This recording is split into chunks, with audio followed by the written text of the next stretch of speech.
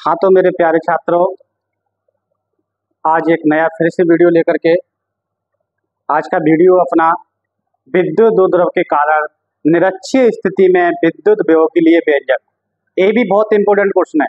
मैं सुपर 50 में इंपॉर्टेंट क्वेश्चनों को टारगेट बैच में मैं इंपॉर्टेंट क्वेश्चनों को लेकर चल रहा हूँ और ऐसी आशा और उम्मीद है कि पेपर इनसे बाहर नहीं जाएगा।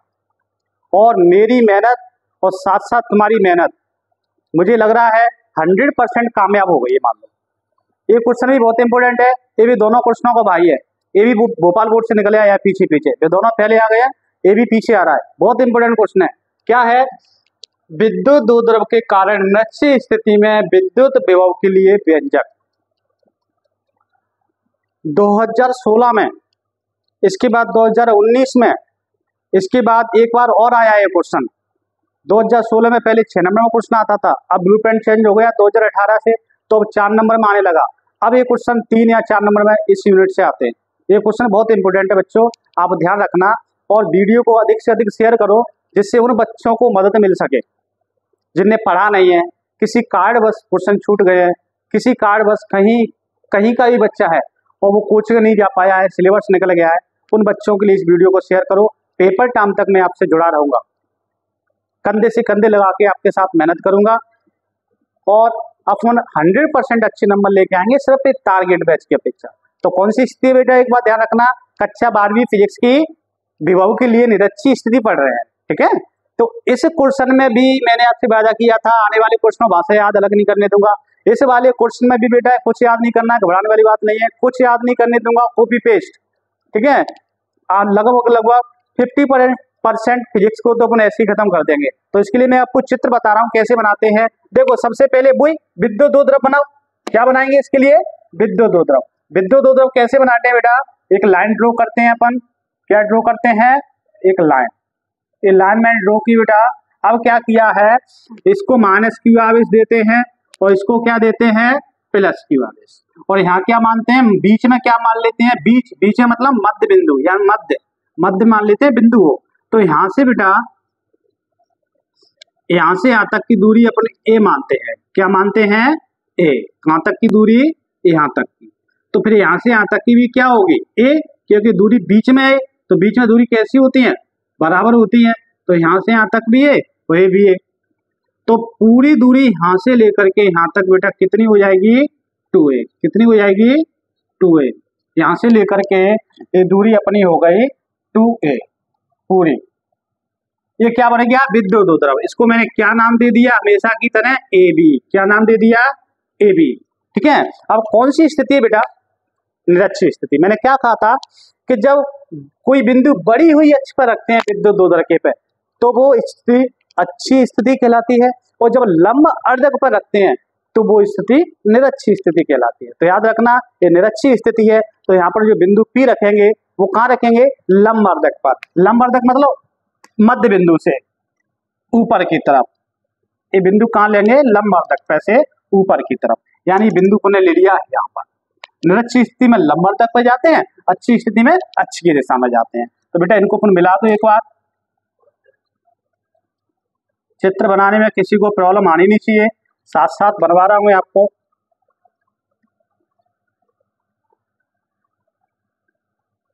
ओके। अब जो बिंदु अपन लेते हैं वो कितनी दूरी पर लेते हैं बेटा? r दूरी पर, यानी O से r दूरी पर एक बिंदु की। अब ध्यान दो, आप कोशिश करो समझने की कि कितने समकोण दिख रहे हैं आपको इसमें। कोशिश करो, कितने समकोण दिख रहे हैं? कल्पना करो। 2। कौन कौन सा? एक तो POA इधर का समकोण, एक POB इधर का समकोण। तो किसी भी एक समकोण में चलेंगे अपन, तो आप देखना इसको तुम लंब मान लेंगे। तो लंब कितना हो गया इसका? r। और O से B क्या मान लेंगे? आधार। बचा क्या बेटा? कर्ण। कर्ण का अपने पास मान नहीं है, लंब का है और आधार का है। वो आपको ज्ञात होगा बेटा, जब लंब समकोण त्रिभुज में कोई 2 भुजा दी होती हैं तो तीसरी भुजा ज्ञात करने के लिए पाइथागोरस प्रमेय यूज करते हैं। तो पाइथागोरस प्रमेय मैं आपको अलग से दिखा रहा हूं यहाँ पर, इस भुजा को कैसे निकालेंगे। रफ कार्ड मान लेना इसको। क्या होता है? कर्ण का वर्ग पाइथागोरस प्रमेय बराबर लंब का वर्ग और प्लस के आधार का वर्ग। इसको आप बेटा रफ कार्ड मानना, ठीक है। तो कर्ण क्या हो गया अपना? PB। तो PB का वर्ग लम क्या हो गया बेटा, पीओ, पीओ कितना है आर, आर का वर्ग, और आधार क्या है ए, तो ए का वर्ग। जब इसमें से वर्ग हटेगा बेटा, इस पे से पीवी से वर्ग हटाएंगे अपन, तो इस पर क्या लग जाएगा अंडू आर स्क्वायर प्लस के ए स्क्वायर, यानी ए वाली जो भुजा आएगी, लम आर है, आधार लम आर है, आधार ए है, तो कर्णपनी कितनी निकली है आर स्क्वायर प्लस के ए स्क्वायर। तो सेम कंडीशन इस वाले समकोण होगी, जो इधर कर्ण निकला है वही कर्ण इधर निकलेगा, क्या निकलेगा आर स्क्वायर प्लस के ए स्क्वायर। रटना तो नहीं पड़ेगा बेटा, कर्ण निकाल लिए अपन ने, ठीक है। तो अब क्या करेंगे, इसकी बनाएंगे अपन भाषा, इसकी भाषा वो तुम ही बनाओगे, इसकी भाषा तुम बनाओगे, मुझे बताओ क्या बनेगी भाषा, मन में बनाओ क्या बनेगी, कोशिश करो, हाँ बनाओ।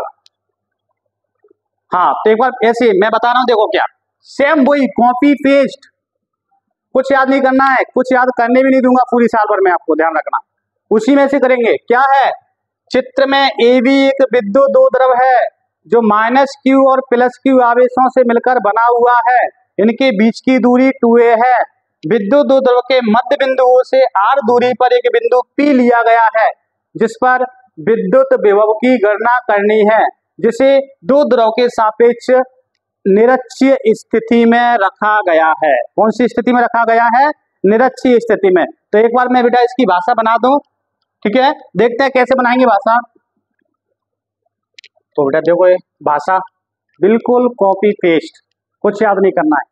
कोई बच्चा मेरे इस वीडियो पर नया नया आया हो और इस भाषा को समझना हो, वैसे तो इसी में याद हो जाएगी, फिर भी समझना है तो इससे पहले वाला वीडियो देख लेना, भाषा याद करने की आपको जरूरत नहीं पड़ेगी।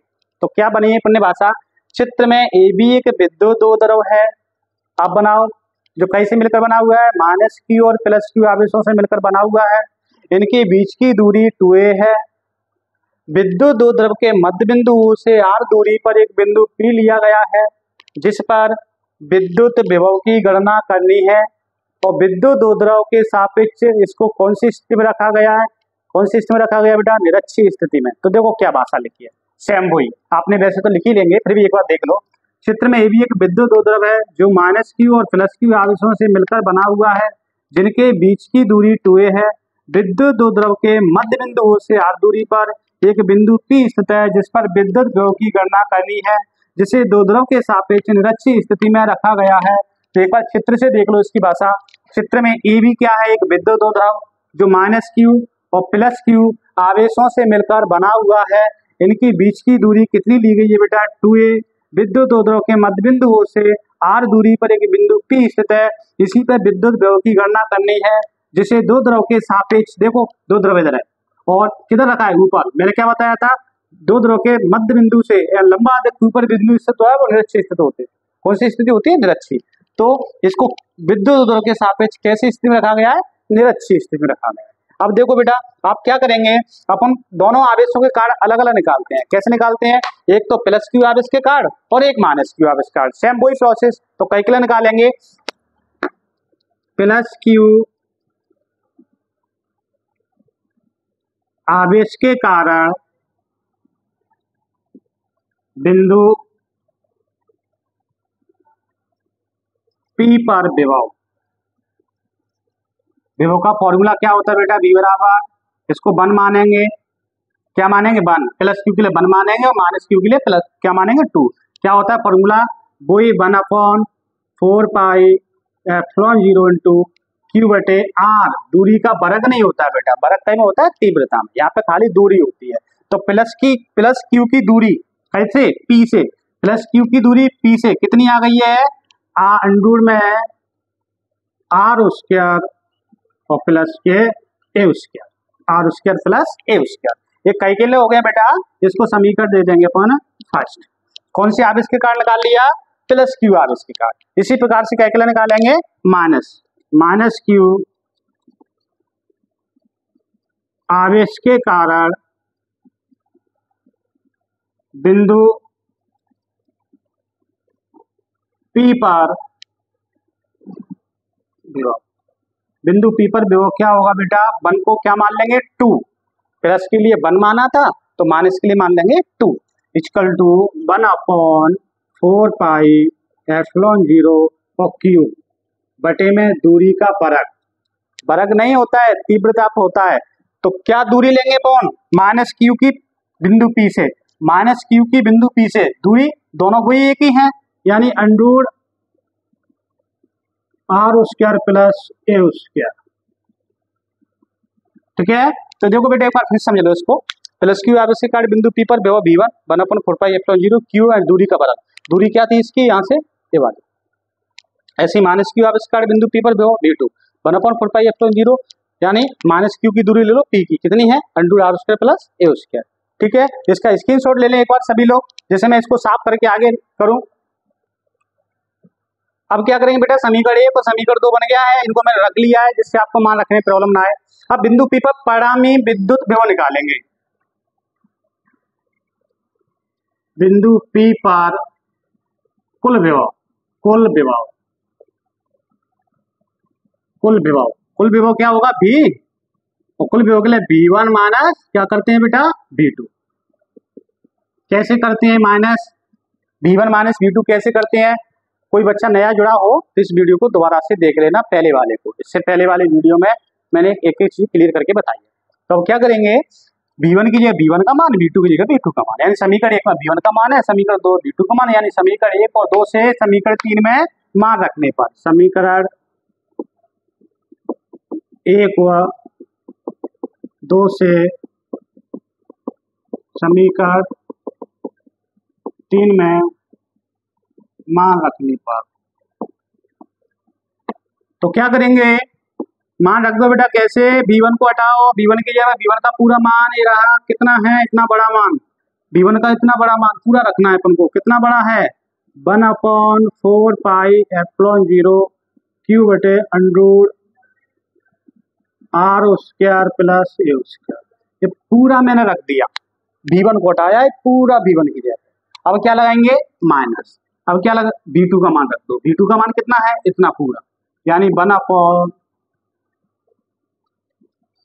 क्या है V2 मान, sorry Q upon r square plus के ए स्क्वायर, यानी क्या किया है मैंने, V1 की जगह V1 का मान रख दिया है, V2 की जगह V2 का मान रख दिया है, मान थे अपने पास। अब देखो बेटा 1/4π/0 1 यहाँ पे क्या हो गया है, क्या अपन ने 1/4π/0 नहीं लिख पाया इसके आगे, तो 1/4π/0 अपन यहाँ पे लिख दो, पहले 1/4π/0 क्यू बटे में आर स्क्वायर प्लस ए स्क्वायर। अब सही है, ठीक है। देखो क्या करेंगे, V1 की जगह पे V1 का मान रख दिया है, माइनस लगा करके V2 की जगह पे V2 का मान, कोई प्रॉब्लम तो नहीं है। अब देखो क्या होगा, इससे पूरा ये प्लस का और ये माइनस का कट गया, तो V बराबर क्या आ जाएगा 0, क्या आ जाएगा 0, ठीक है। यही अभिष्ट व्यंजक है, 0 आया है तो व्यंजक प्राप्त ही नहीं हुआ है। क्वेश्चन एक प्रकार से और आ जाता है, क्या है, इसको मैं हटा दूं, क्या आ जाता है कि सिद्ध करो निरक्षीय स्थिति में विद्युत विभव का मान शून्य होता है, अथवा लगा के लिख लेना बेटा कि सिद्ध करो निरक्षीय स्थिति में विद्युत विभव का मान शून्य होता है। क्या आया है निरक्षीय स्थिति में विद्युत विभव शून्य, ध्यान रखना। तो सभी बच्चे अधिक से अधिक इसको सब्सक्राइब करो, शेयर करो, कमेंट करो और वीडियो को लाइक करो। आप लोगों का प्यार और सपोर्ट बहुत मिल रहा है, अगर ऐसे ही मिलता रहा तो मैं आप लोगों के साथ ऐसी मेहनत करता रहूंगा। बहुत बहुत धन्यवाद।